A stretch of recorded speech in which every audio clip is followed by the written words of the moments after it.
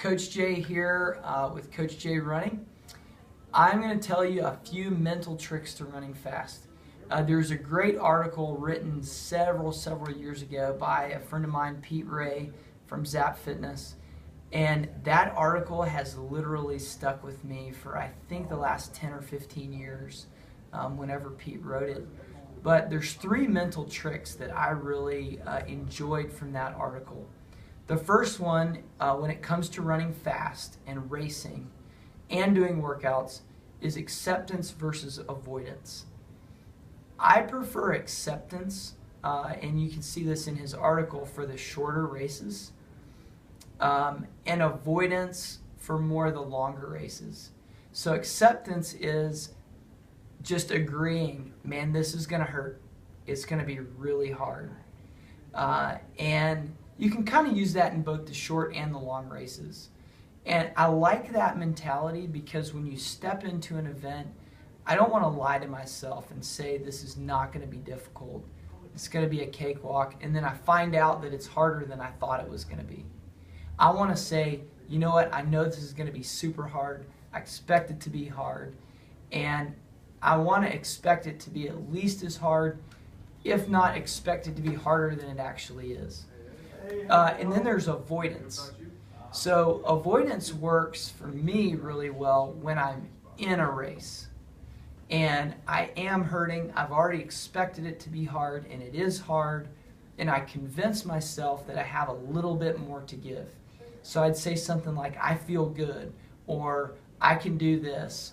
Even though in reality I may not feel that good, those words are really encouraging internally while I'm racing. Sometimes I'll even say it out loud.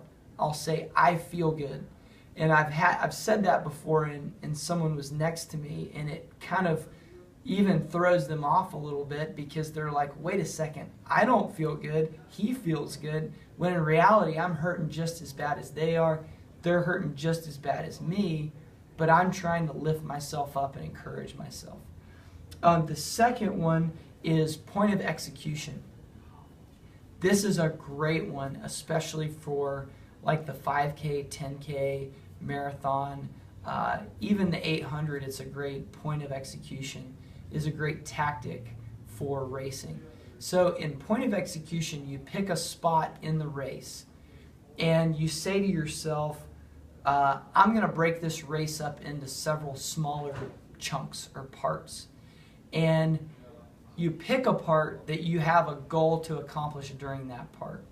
So, for example, a 5K could be you run the first mile and a half under control, relatively smooth, and then from a mile and a half to 2.5 is your point of execution.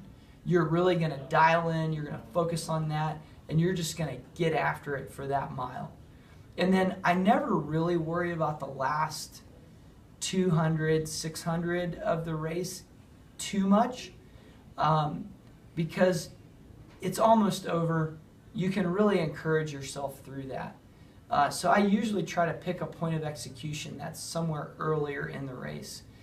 Sometimes the point of execution in that middle to late part of the race is just to stay with the leaders and relax, and then execute at the very end of the race. So you almost have 2 points of execution. For a marathon, a great tactic that's used by a ton of people is to treat the first 20 miles as a long run and then allow yourself to really get into the race. That brings me to the last one, which is mind off, mind on. This is great for longer races, and you can kind of combine it with point of execution.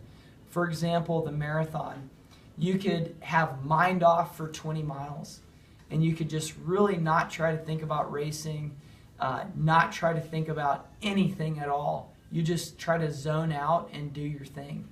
And then you turn your mind back on when it's time to race, and you focus and you have a point of execution. I also think that's a great tactic for like the 2 mile on the track if you're a high schooler, or a longer distance than you've ever run before, picking the first 2/3 and just trying to turn your mind off and not think too much.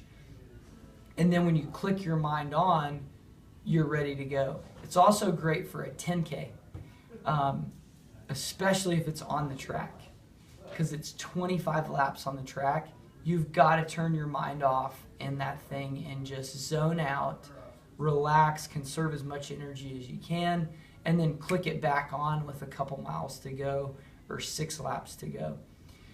The only dangerous thing about mind off, mind on to me is you don't want to turn your mind off for too long and then miss your opportunity to run a PR or to race people you've never raced before. So don't let that mind off go too deep into the race.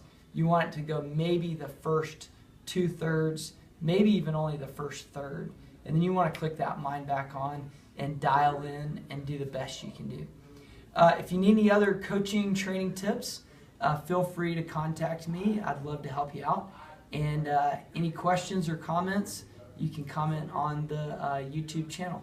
Have a great day.